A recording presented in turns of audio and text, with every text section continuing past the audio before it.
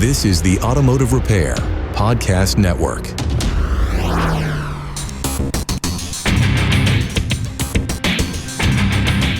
Welcome, everyone, to yet another episode of Diagnosing the Aftermarket A to Z. I'm Matt Fanslow, and the world is a vampire sent to drain. That and more after a word from our sponsors, Pico Technology, Autel, and Independent Wrench Jobs. Tired of guesswork in your auto diagnostics? Need to pinpoint faults quickly and accurately? PicoScope will turn your PC into a powerful diagnostic tool. See live waveforms from sensors, injectors, and ignition systems. See the problem? Solve it faster. Visit picoauto.com. That's Pico auto.com. Autel delivers award-winning automotive diagnostic tools trusted by technicians across North America. Backed by Autel North America experts in sales, training, and technical support. From drivability diagnostics and TPMS service to ADAS and advanced safety systems, Autel helps technicians follow OEM procedures and repair with confidence. Learn more at autel.com. Sponsored by Independent Wrench Jobs, tech-only jobs, no runaround. Built by Technician Find, helping tech since 2017. Join free at independentwrenchjobs.com. I was on the phone with a friend of mine, seemingly in a completely unrelated topic to what I'm going to talk about. But I guess we're just kind of trying to trace back like the history of vocal deliveries, namely as it relates to metalcore. I had brought up potentially Metallica in 1988 or 89 with One. Anyways, that's not what this is about. I wish it was. That would be a good topic. Stick with the original idea. Anyways, we got talking and just, vocal deliveries and kind of vocal artists. Typically, I don't much care for the higher registers, especially with like the male lead vocalists. I kind of favor, say, Metallica over Megadeth because I don't much care for Dave Mustaine's vocal register. I love their songs. I love the band, but they're just not going to crack my top 10, probably not my top 15 or 20. I'd have to think about it. But I'm a bit of a hypocrite because I do like Smashing Pumpkins. So that's what we were talking about, Smashing Pumpkins. And I know this is all talking about music and bands. And if you're not into hard rock, metal, alternative, grunge, metalcore, deathcore, stuff like that, symphonic death metal, then a lot of the bands I rattle off probably mean very little. But Smashing Pumpkins, I think, is well known enough across most radio types or genres. I do like them, and he's got a particularly high register compared to most others, and it's a little nasally, but it just seems to work. Maybe it's the quirkiness of it. I don't know. Anyways, talking about Smashing Pumpkins a little bit and my feeling like it's a little bit of a hypocrisy on my part that I do like them, even though the high register. And I'm like, oh, wait, I got this cool story, and it's not new, but it does relate to the topic I have in mind.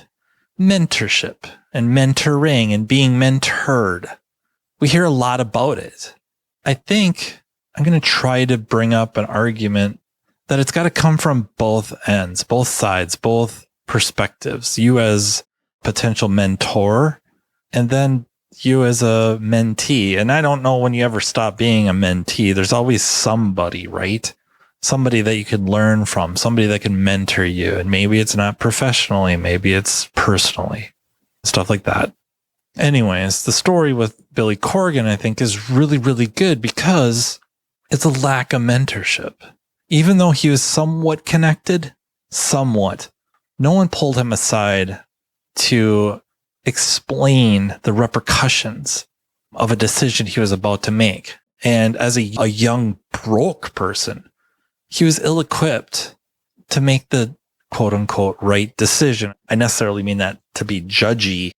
It's just it carried heavy repercussions, like the breakup of the band, the dissolving of the band. Billy Corgan's the lead singer of Smashing Pumpkins, kind of an alternative grunge band. Very, very popular.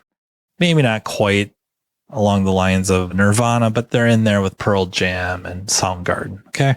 They go to sign a contract. And I think it was before the album Siamese Dream, which ended up being just a monster, followed up with Melancholy and the Infinite Sadness, another monster. Well, they take him, and by them, they, I guess, the record executives or the label, take Billy to, I think it was breakfast. They want to talk turkey. They want to sign a contract. And without getting into like the details of the contracts that some of these artists end up signing, and they're not what you think they are. We have this idea that they sign these contracts and then instant multi-millionaires. And that isn't necessarily the case. But in this situation, you have Smashing Pumpkins. They're talking to him about this contract and what they want to, how they want to divvy things up between the band members. And they want to kind of keep it equal. They recommend that he split up things evenly. The reason is they ask him who writes the songs. Billy, by and large, wrote the songs. Then he could get a writing credit. The problem with that is he gets more money because of that. And I don't know if it's a problem. If he was the creative force behind it, at some point you would say he deserves it. Maybe he did. Maybe that's, fine and dandy. But what happens is a 22-year-old starving artist who doesn't have an apartment, doesn't have really his own place to live, being asked about, whether or not he should take on an extra little, what seems to be a little bit of money, a few cents really per song, I think, as it's played, and per album. It ends up being a massive amount of money. There's no one that pulled him aside. There's no artists around knowing Billy, knowing what he was going to be coming up against, and pulling him aside and say, hey, I want to talk to you about contracts. Let's talk a little bit about this because, so-and-so label, they're going to come to you. They're going to want to sign you. They're going to ask you about something. And let me tell you something. I did this and this is why, or I wish I would have done this because of this. Well, nobody did that. And would Billy have listened? I don't know. But there definitely was nobody to pull him aside and say, you might want to just share everything equally with the rest of the band. I understand you wrote all the songs and maybe wrote the actual music and the riffs, but you're going to unwittingly create massive tensions in the band. And that is exactly what happened.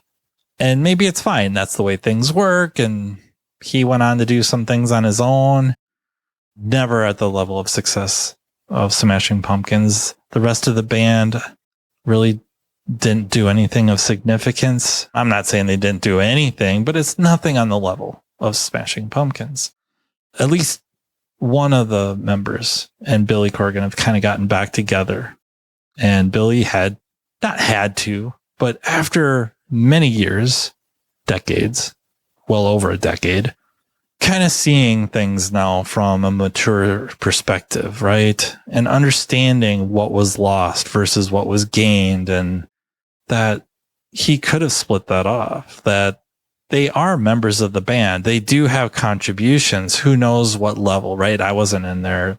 I don't know of any real record, interviews saying that, the bassist had this involvement and the drummer had this involvement. And I don't know. But I do know that because of the amount of money he was making versus the rest of the band, and then also just the fact of being the lead singer and the vocal one, not just vocalist, but the vocal one, the talker, gets a lot of the attention, and the rest of the band kind of fades into the background. Side note, a band named No Doubt, that the lead singer was Gwen Stefani, who I think has gone on and had a fairly lucrative solo career. One of their songs, Don't Speak, if I recall, partly was a relationship that she had with one of the members of the band, but it also had a lot to do with she was getting all the attention and they weren't. And they legitimately felt like they were all equal. They were all part of the band, but Gwen being the pretty girl, also the face or the, out front lead singer, all that, got most of the attention, and it kind of hurt the band. It causes stress, and also being young and ill-equipped, it's hard to force the issue to get the rest of the band involved, get them the attention they may or may, that they deserve or you would like to share. Try to share that spotlight and grab the spotlight and point it on the rest of the band. And anyways, Billy had since rebuilt a relationship with a member, and I think they've come out with another album and stuff. And I don't think it's all that great compared to what they used to have, but still, I think more or less the idea of being able to go back and recognize a really, really good opportunity for a mentor to step in, or Billy, hindsight's always 2020 though, right? Just a son of a gun. Could have asked, right? Could have tried to reach out to others at that meeting going, well, can I think about it for a day or two and try to reach out to friends in the industry, namely other band members or other bands, members of other bands, find out what they did and why, and others that maybe were on the brink of breakup or bands that had gone through a bunch of different members and why. And is that one of the reasons? What kind of numbers are we really talking? And was it worth it? And all that, right? It was a really good opportunity. Is your shop ready for the electric vehicle revolution? Don't get left behind. The Pico Scope EV Kit is your all-in-one solution. Diagnose any electric or hybrid vehicle, from high voltage batteries to complex communication systems. With guided tests and pinpoint accuracy, you'll tackle more jobs and boost your bottom line. This isn't just a tool, it's your future. Be the expert in EV repair. Visit picoauto.com to future-proof your shop today. That's PICOauto.com. This episode of Diagnosing the Aftermarket A to Z is brought to you by Autel. Autel is a global developer and manufacturer of award-winning professional automotive diagnostic tools and service equipment, trusted by technicians, educators, and shop owners across North America. With diagnostics at their core, Autel's real-world solutions support repair workflows ranging from full system vehicle diagnostics to servicing the most advanced automotive technologies. What sets Autel North America apart is the team behind the tools. Dedicated experts across sales, training, and technical support, each bringing deep, hands-on experience supporting professional technicians. When questions arise, you're working with people who understand the vehicles, the procedures, and the real-world demands of modern repair. Whether diagnosing complex drivability concerns, servicing TPMS systems, validating repairs, or working with ADAS and advanced safety technologies, Autel tools are engineered to support accurate, efficient repairs in strict accordance with OEM procedures and standards. To learn more about Autel and their diagnostic solutions, visit autel.com, AUTEL.com. Ever feel like you've got to play politics just to get fed? One guy gets the gravy, you get the garbage, and then the ad says, great culture. Independent Wrench Jobs is a new, tech-only community to help you find better independent shops. Fair dispatch, steady work, real leadership. No games. Start with the free salary survey for your city. Shop-by-shop pay, perks, and benefits before you waste another interview. And if you're applying now, use Autotech Resume Pro to generate a resume and shop-specific cover letter in about 2 minutes. Built by Technician Find, serving the industry since 2017. Join free at independentwrenchjobs.com. I have another example in a different realm, believe it or not. It probably doesn't get quite enough fanfare. I just think it's a great story. That there is a football player, a quarterback named Ryan Leaf. Rewind back to, I probably should look it up. It was down between Peyton Manning and Ryan Leaf as to who is going to be the number one pick. And the Indianapolis Colts had the number one pick. And I think, as everyone knows, they picked Peyton Manning. Ryan Leaf was projected to actually be a better quarterback than Peyton Manning. Bigger, stronger, faster, all the things. Peyton coming from the Manning family, his dad being Archie Manning, and his football IQ, if you will, is off the charts. Well, Indianapolis went with Peyton, and then I want to say it was the San Diego Chargers, but I could be wrong. Somebody could beat me up on that pretty good. They picked Ryan Leaf. Ecstatic. There's a big difference, though, especially back then. Peyton Manning comes from a family where the patriarch is an NFL quarterback, maybe even Hall of Fame at the time. Maybe he was already in the Hall of Fame. He had the advice of his dad, but maybe even more important, if he didn't, he had that Manning name to live up to. Imagine that. So you toe a line, right? You start trying to stack the odds that you're not going to tarnish that name, let your dad down. Ryan Leaf had nothing like that. He also had no mentors. No one pulled him aside and explained to him. This is a great, I don't want to call it an interview because what it is, it's Ryan Leaf took over, like substituted hosting duties for the Rich Eisen show on ESPN. You could find this on YouTube. It's fairly old now. I don't think you have to give a rip about sports to care about these stories, especially this one. He signs the rookie contract, right? It's more money than he's ever dreamt of. Nobody pulls him aside. No other professionals pull him aside. No other big time quarterbacks from that day call him up and say, hey, Ryan, let me take you to lunch. Let me take you to dinner. I want to talk to you a little bit. Maybe a former San Diego Charger, Hall of Fame quarterback, whoever that would be. I don't know. Let me explain a few things to you. But nobody did that. And maybe he wouldn't have listened. Maybe we don't get that part. Maybe people did reach out to him and he just, no, I'm good. But he gets that first check in the mail and it's massive. Buys cars. And he likes flying him and all his buddies to Vegas, staying in a penthouse suite on the strip and party. And he does that between the draft, or signing the contract, I guess, and opening day of training camp. Meanwhile, Peyton Manning's doing what? Training, practicing, personal trainer. So you have Ryan Leaf out partying it up and he comes into training camp heavy, out of shape, not ready to go. He's now a big letdown and he can't really recover, right? It's been months of just kind of out of it, kind of a vacation.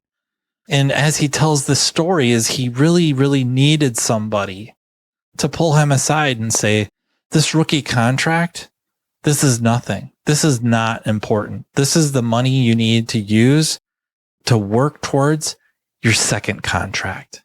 That's your focus. You are now playing and practicing and working for that second contract. That second contract can be the money that you can live on the rest of your life. Kid, what you need to do is find a very, median house really close to the training center, preferably 2 bedrooms, and you hire a live-in chef / nutritionist.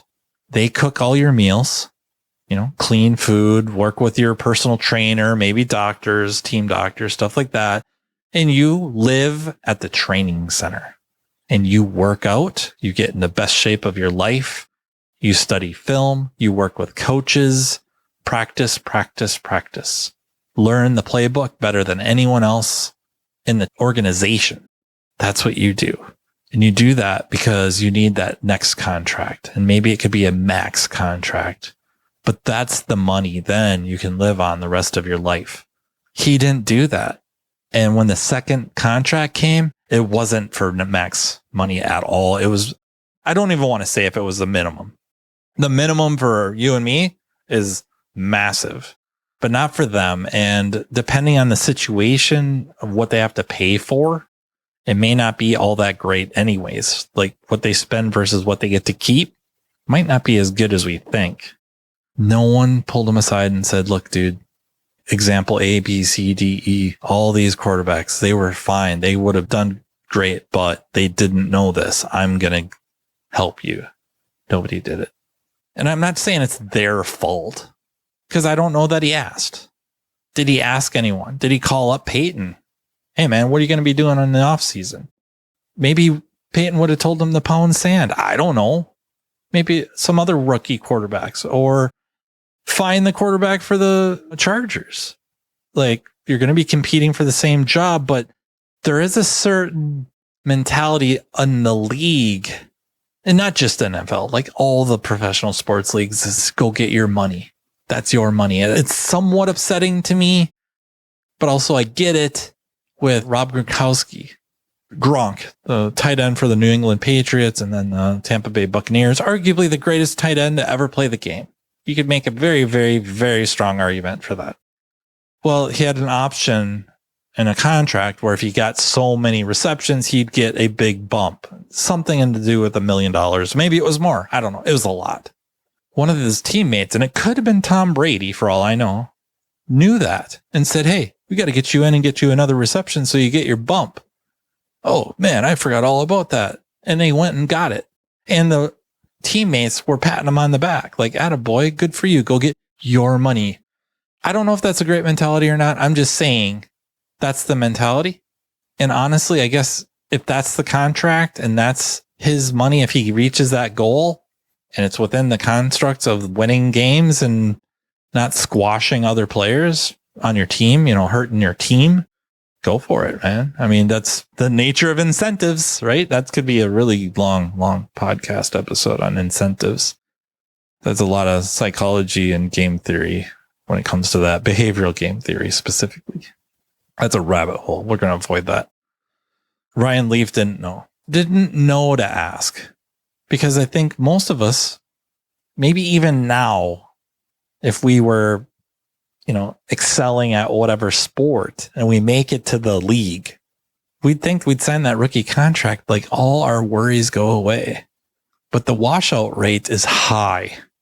Players don't last as long as we think they do. The average, career, I think, in the NFL I think it's below 4 years. It depends on the position and all that too. Don't get me wrong. It's not so much. So anyways, now the mentor for this type of situation is Ryan Leaf. I think he works for the NFL, and it's his job now to reach out to players, to hold basically classes on what to do as a rookie, what to do with your money, what not to do with your money. So that's terrific. Gets to give back, gets that opportunity to fix things. Don't get me wrong. I skirted over stuff with Ryan Leaf and some drugs and stuff like that, depression. But I think the sequence of events leading up to that was not so much that was the result. Okay. I don't want to brush that aside at all. I have another example. It's sports again, but these are the ones I can think of off the cuff.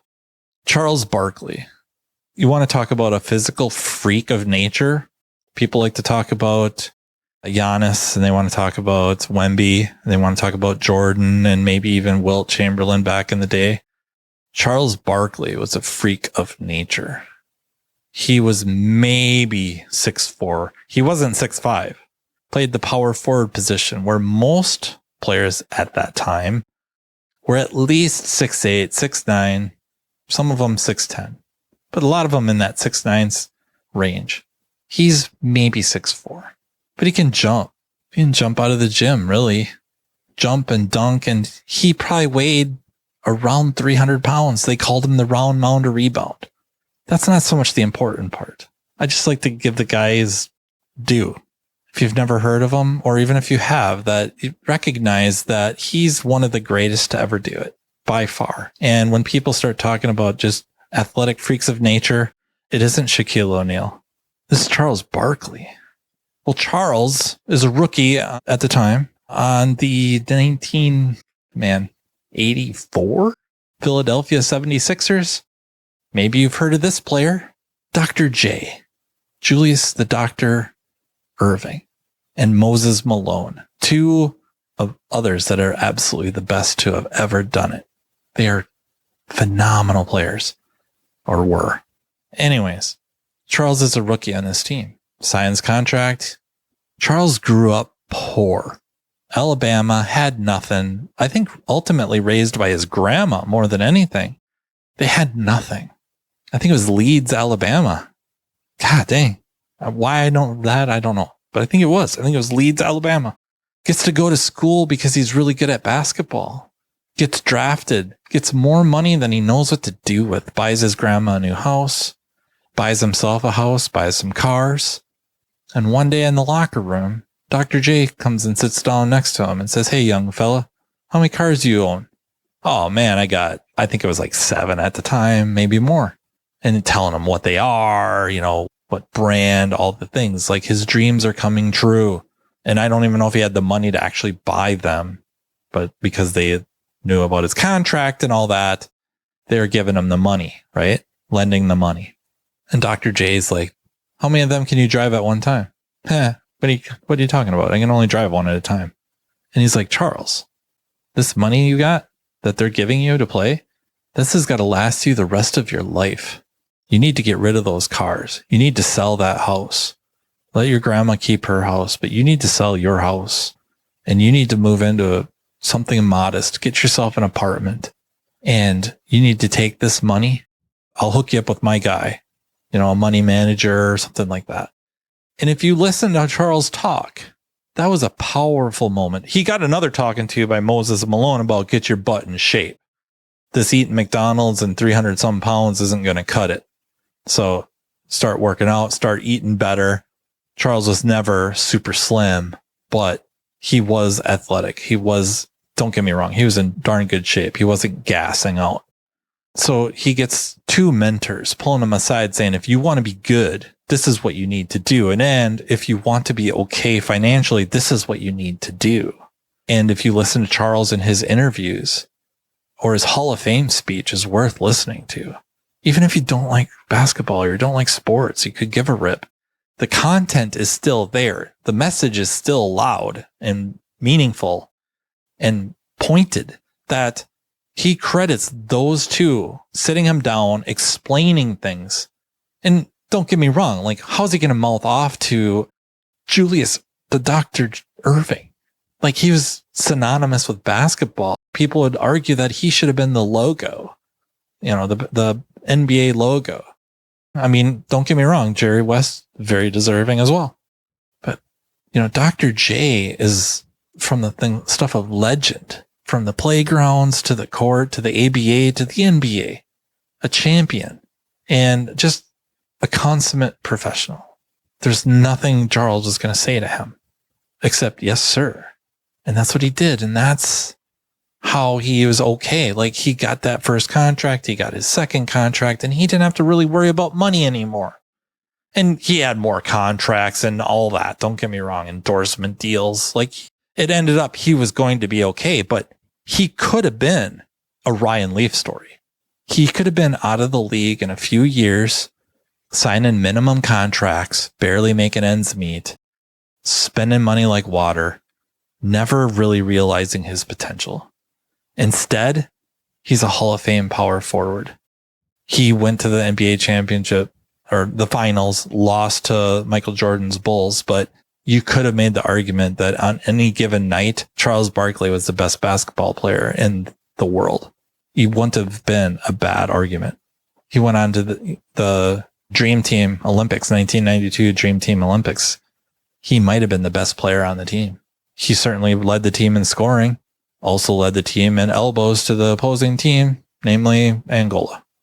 Really, but the point is, as leaders, as veterans, we need to be looking down the line. We need to be looking at these people around us, whether it's at our shops, whether it's at trade shows, whether it's at conferences, training conferences.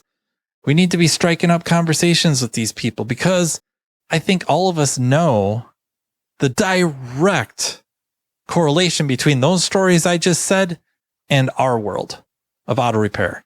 And that's the tool truck. Those new boxes, they get credit. Oh, it's only going to be this much a week, this much a month. You can have this big, beautiful toolbox, all these tools, lifetime warranty. They haven't done anything yet.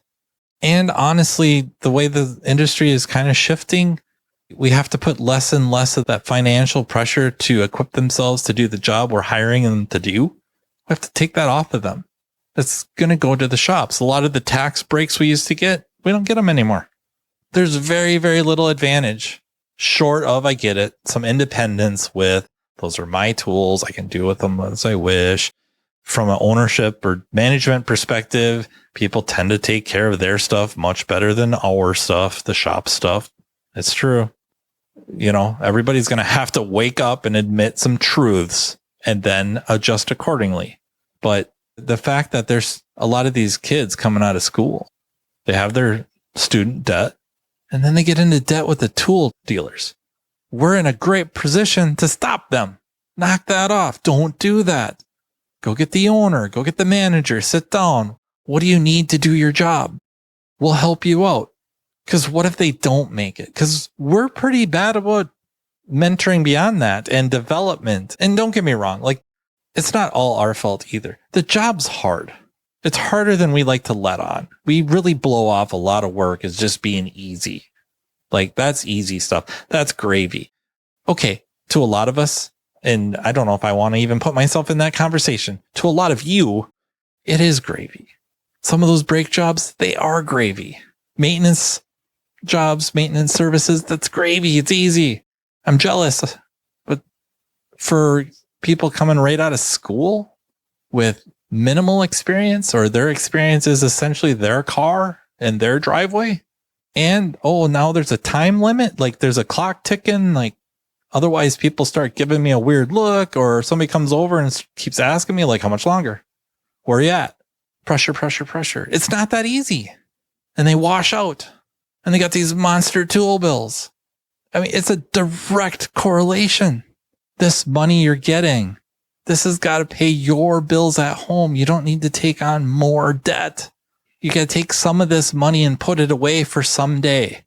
That's what you should be thinking about. You're just out of college. How old are you?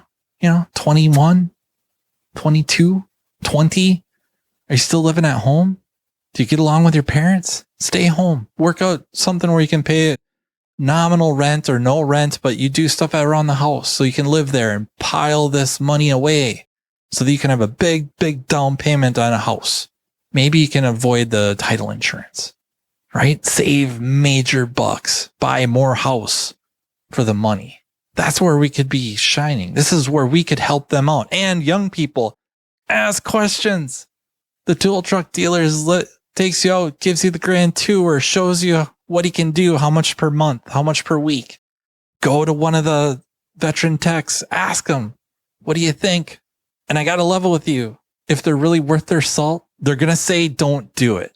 If you just absolutely have to go buy a toolbox, go to Harbor Freight. Go to a lumber yard, go to Home Depot. That's what they'll tell you. If you have to buy a toolbox, that's what you just have to. Let's go get the manager. Let's go get the owner. Hey, he doesn't have any tools. He doesn't have any, or she doesn't have any tools. They don't have a toolbox. We hired them to do whatever jobs. I didn't think they really needed a toolbox for that. Do they? Yeah, I think they could. Some basic tools. If you have some time, would you all sit down with me and we'll make a list of what they need? And I'll pay you to do it. I will fairly compensate you, or overcompensate you a little bit for sitting down and working with me on this list. We'll hook them up with what they need, because that's what we do. Or if that's not the way the shops run, and I'm not bashing it, I don't necessarily agree with it, but if that's not the way it is, and it's fine. Sitting down and figuring out the numbers. Like, kid, you don't need that toolbox. You don't need all these tools. It's not as good a deal as you think. Or we'll do this. We'll figure something out where we'll take more of the burden off of you. Like, the shop will buy it and then you can buy it from the shop or something like that. Let's help them out. It's like, I want you to be a success. It helps us if you succeed. And okay, if you wash out, you can't do the job, which is not unreasonable. It's hard. This job is not easy. There's a reason we have such a deficit of qualified technicians, or whatever word you want to say. Technical and mechanical specialists that can go there. I don't know what the short acronym would be for that, but we don't have enough. We want to help them succeed so that that number changes, because it helps everybody. I guess that's my pitch, is to keep our eyes open and offer advice. And I get it, kids.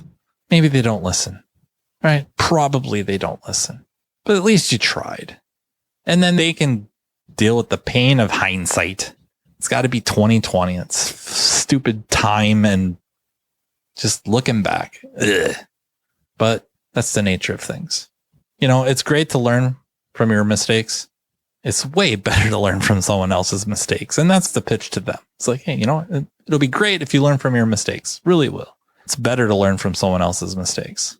It isn't limited to just the toolboxes or tools. It's like training, get hooked up. It's like, hey, you want to really spend your money right? Here's an idea.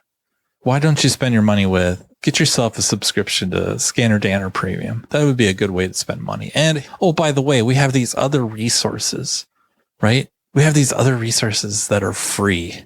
You can go on YouTube and you can go watch a whole bunch of Autel videos.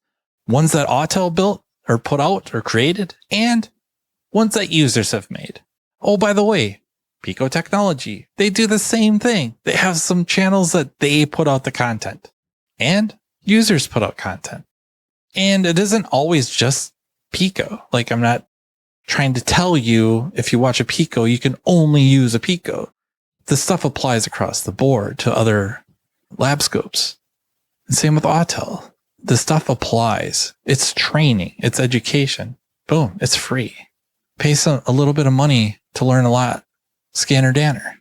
Like, go hang out with some of these wonderful vendors that we have, like AES Wave, that they have resources. They have a Facebook group that has tons of information on it and support, stuff like that, a diagnostic network, great resources and Facebook groups. There's these Facebook groups, not all of them. Some of them suck. Some of them are really, really good. And the people that are in there, super smart and helpful. So, man, that's my mentoring for the day.